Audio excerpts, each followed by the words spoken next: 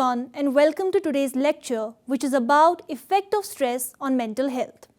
The objectives of today's topic are: be able to define stress, be able to understand the factors which mediate stress like social support, psychosocial resources and coping styles, be able to understand the concept of allostatic load and basic components of immune system, be able to understand the theories of the stress-illness link, and be able to understand the role of stress in mental disorders.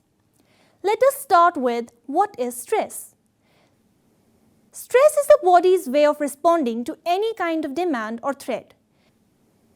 When an individual senses danger, whether it's real or imagined, the body's defenses kick into high gear in a rapid automatic process known as the fight or flight reaction or the stress response.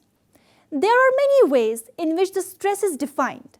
Some definitions focus on response to stress, while others focus on the stimuli that cause stress. One of the first scientists to use the term stress in describing the behavior of living organism was Hans Selye in 1950. He borrowed the term from the field of physics, where it referred to a driving force acting against a resistance. He offered a response-based definition of stress. Based on controlled laboratory studies with animals, Selye defined stress as a stereotypic response syndrome that was non-specifically induced. All stressors or noxious stimuli caused a universal triad of physiological consequences. Regardless of the stressor, the reaction to it was always the same and followed the same three stages of the general adaptation syndrome. In Selye's model, there are three phases of the response. During the first phase, the alarm reaction, the autonomic nervous system is activated by the stress.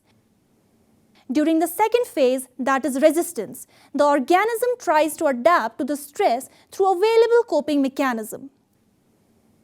If the stressor persists or the organism is unable to adapt effectively, the third phase, exhaustion, follows and the organism dies or suffers irreversible damage. In Selye's syndrome, the emphasis was on the body's response, not the environmental events that trigger that response. Psychological researchers later broadened Selye's concept to account for the diverse stress responses that people exhibited, including emotional upset, deterioration of performance, or physiological changes such as increase in the levels of certain hormones.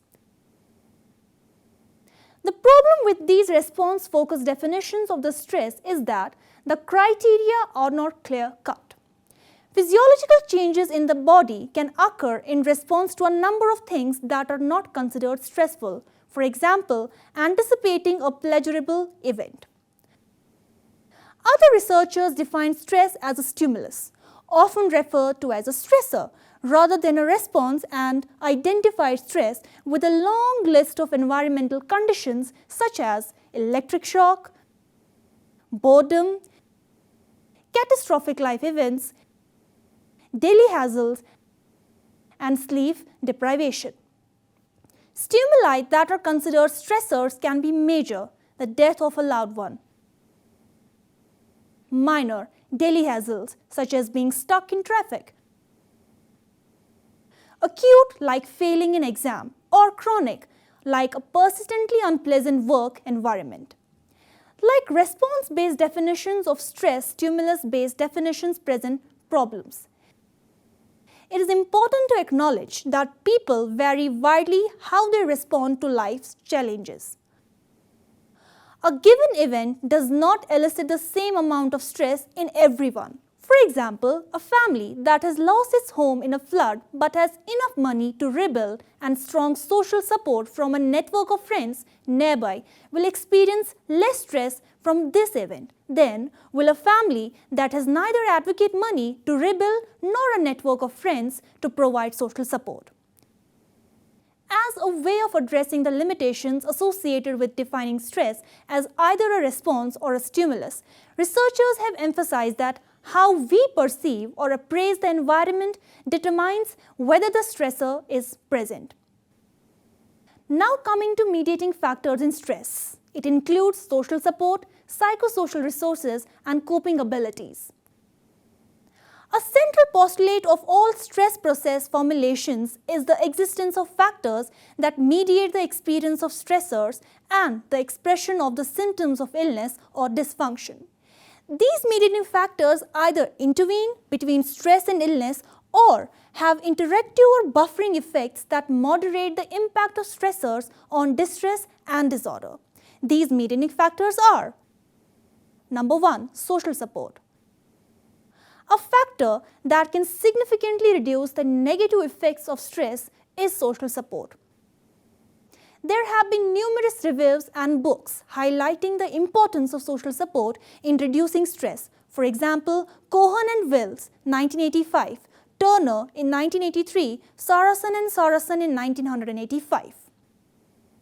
Moreover, these reviews have demonstrated that the social support is a multi-dimensional construct, including considerations of the structure of social networks, the functions of support, and an awareness of the distinctions between perceived and actual support.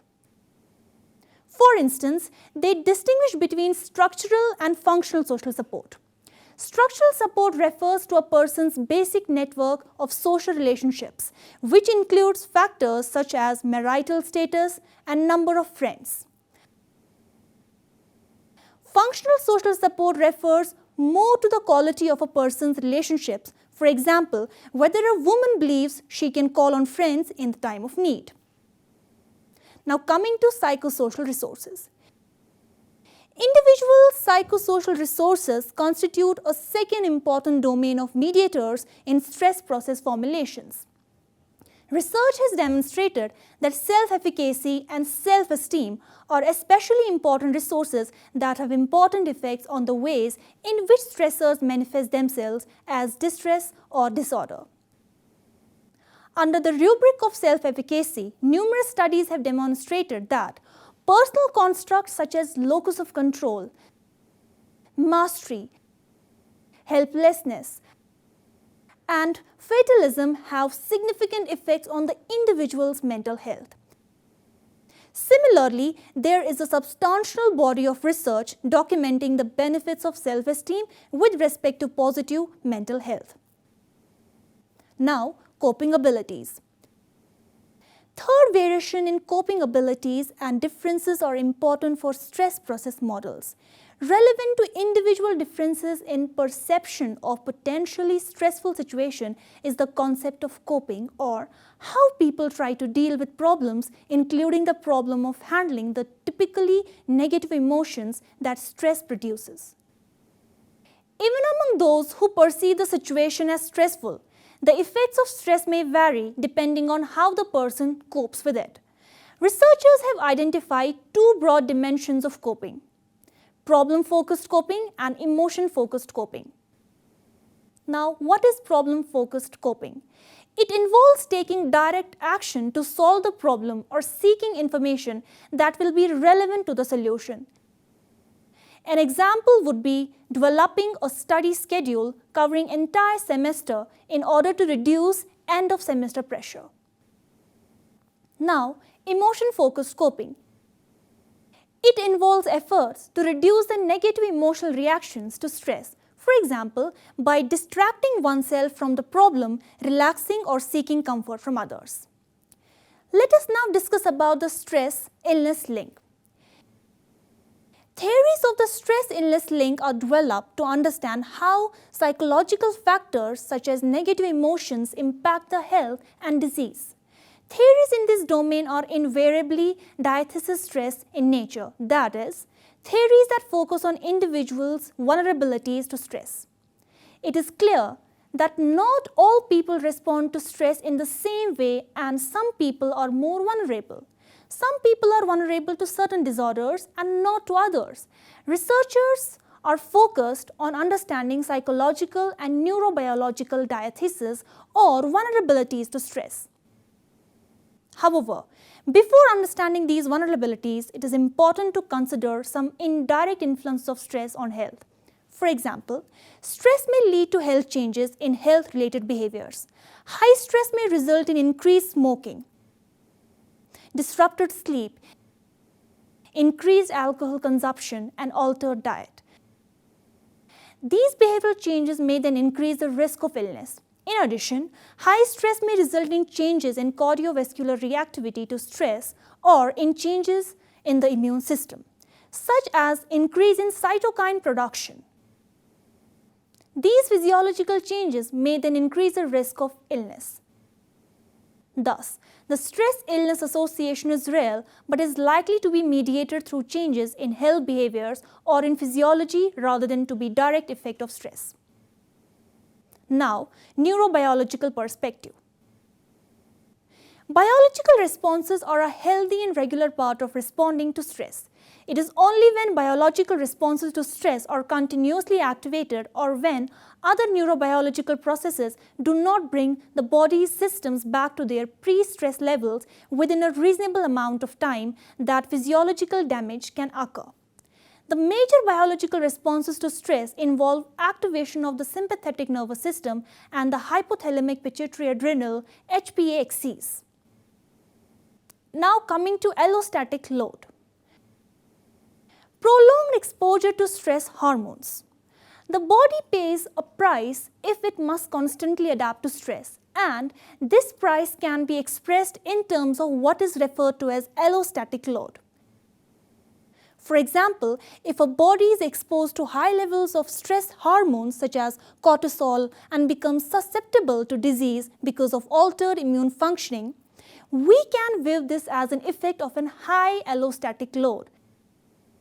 The term allostasis has been coined to clarify ambiguities associated with the word stress.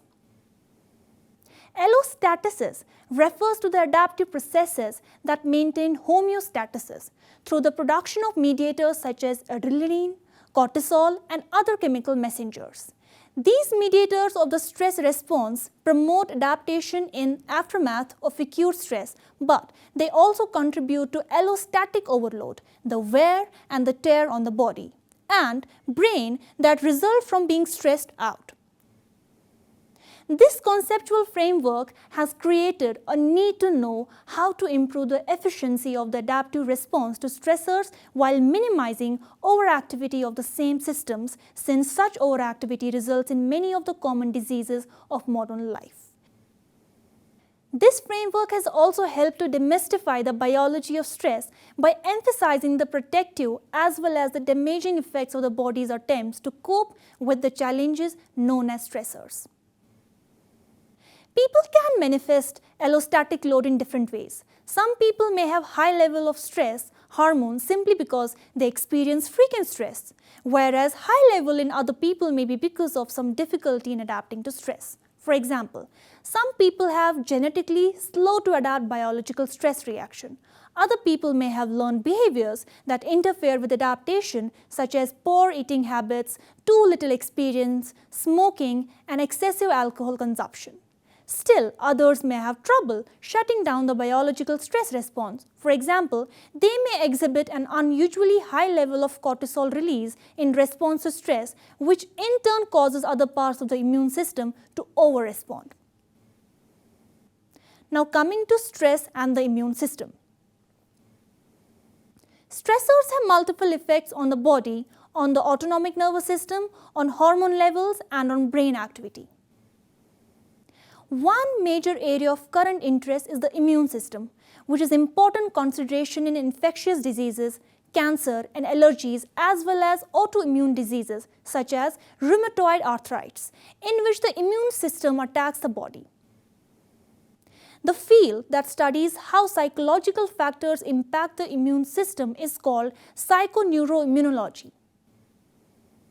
Immune system involves a broad array of cells and proteins that respond when the body is infected or invaded. A useful way of thinking about the immune system is to consider two types of immunity, natural and specific. Now, what is natural immunity? It is the body's first and quickest line of defense against infectious microorganisms or other invaders. A number of different cells such as macrophages and natural killer cells are unleashed on the invaders and begin to destroy them. Inflammation or swelling is a sign of these natural immunity cells at work. Activation of macrophages in turn stimulate the release of substance called cytokines, which help initiate such bodily responses to infections as fatigue, fever, and activation of the HPA axis. The unpleasant fever is actually a sign that the body is responding as it should to an infection. Now, specific immunity.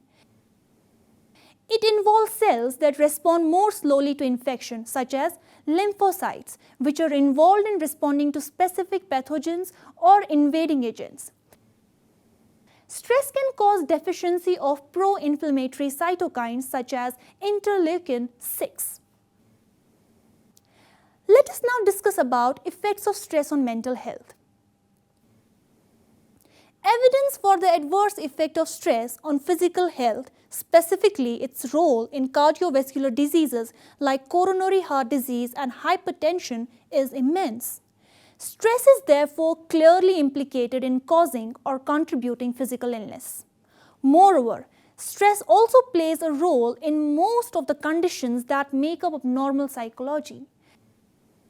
Stress disorders that require clinical attention are pathological because they go beyond expected normal emotional and cognitive reactions to severe personal challenges. The table being displayed lists some of the normal and abnormal responses to stress.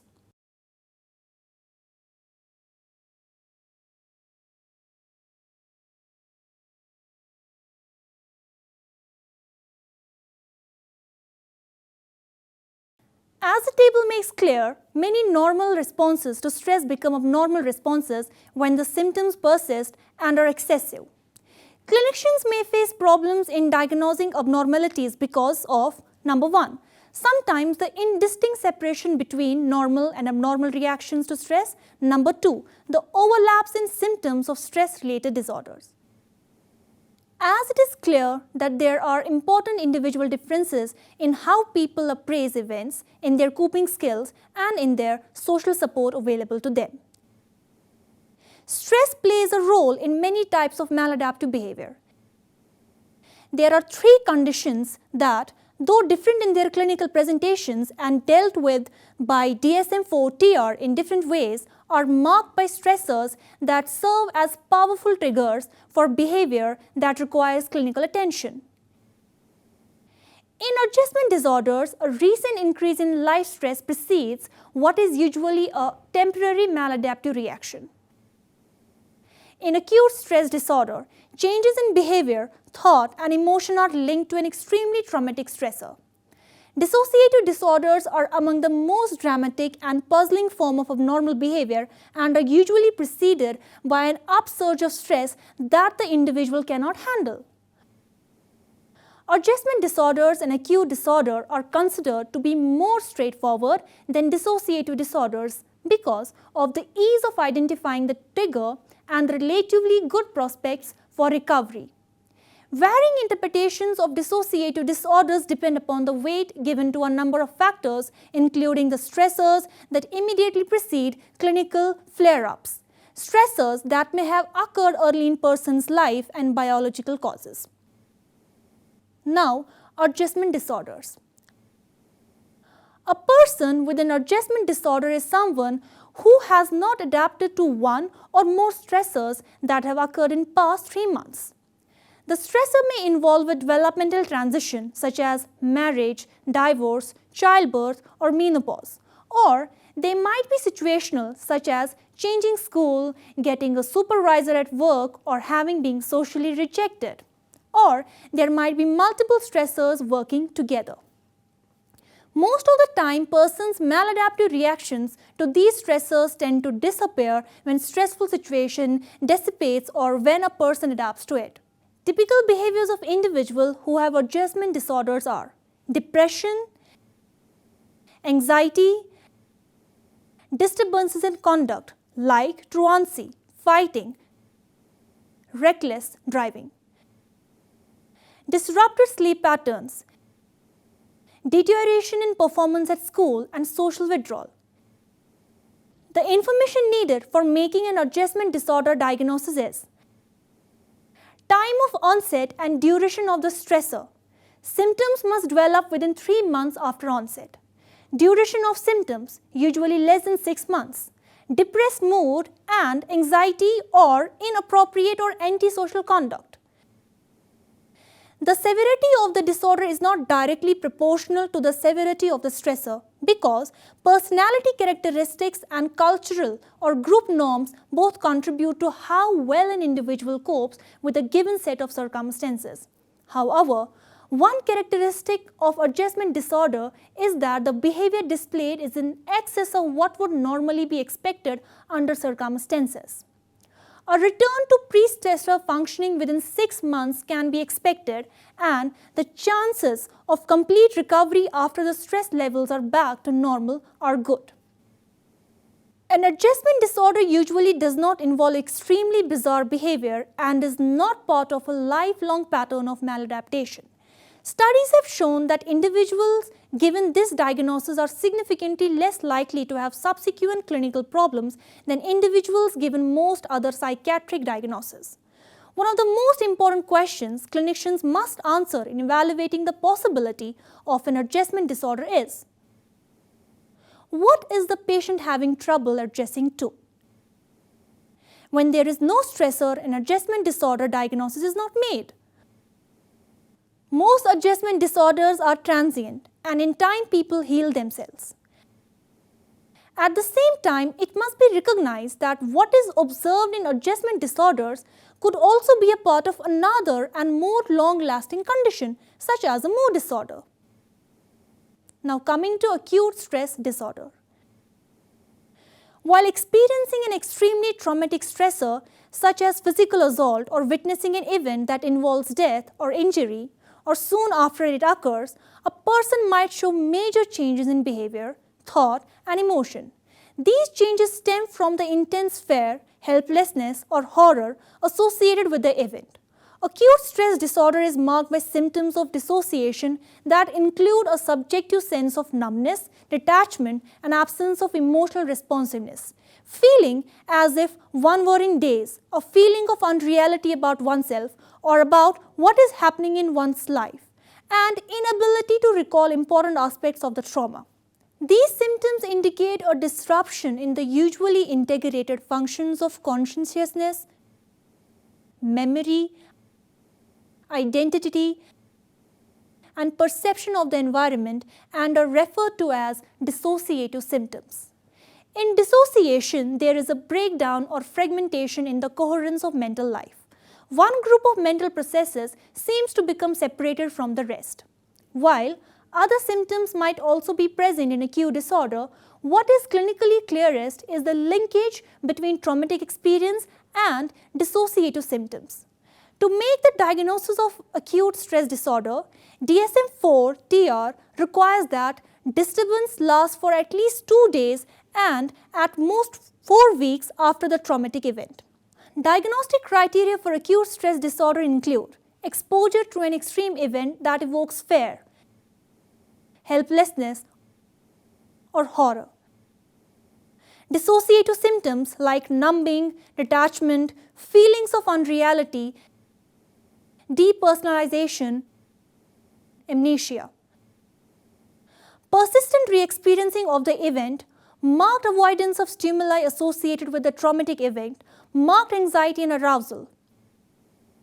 Clinically significant symptoms that last for a minimum of 2 days and a maximum of 4 weeks emerge within 4 weeks of the traumatic event and are not due to the effects of a substance such as medication or abused drug or a general medical condition.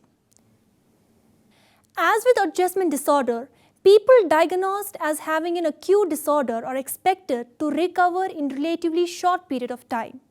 The person suffering from acute stress disorder shows how high levels of anxiety and arousal, and they are often unable to keep from thinking with intense emotion about the traumatic event, and as a consequence, they persistently re-experience the trauma. Clinical interviews with persons who may have an acute stress disorder usually include the following types of questions, which are intended to determine whether the diagnostic criteria have been met. During or since a traumatic event, have you felt numb or distant from your own emotions? During or since traumatic event, have things around you seemed unreal? Have you had bad dreams or nightmares about the traumatic event? Have you avoided people or places or activities that may remind you of the traumatic event? Since the traumatic event, have you felt unusually irritable or have you lost your temper a lot more than usual? Acute stress disorder was included in the DSM classification system for the first time in 1994, and many questions remain to be answered concerning its most important features and its prevalence. The prevalence seems to vary with the stressor that led up to the disorder. For example, prevalence was found to be 6% for industrial accidents, 4 to 14% for automobile accidents, and 19% for violent assaults. Coming to the last portion of the topic, that is dissociative disorders. Some people, when they become overwhelmed by the traumatic experience, they experience what seems to be an altered state of consciousness, in which they become detached from the reality of what is happening. Dissociation involves feelings of unreality, estrangement, and depersonalization, and sometimes a loss or shift of self-identity. When the news of catastrophe first hits us, we may feel as if everything is suddenly strange, unnatural, and different.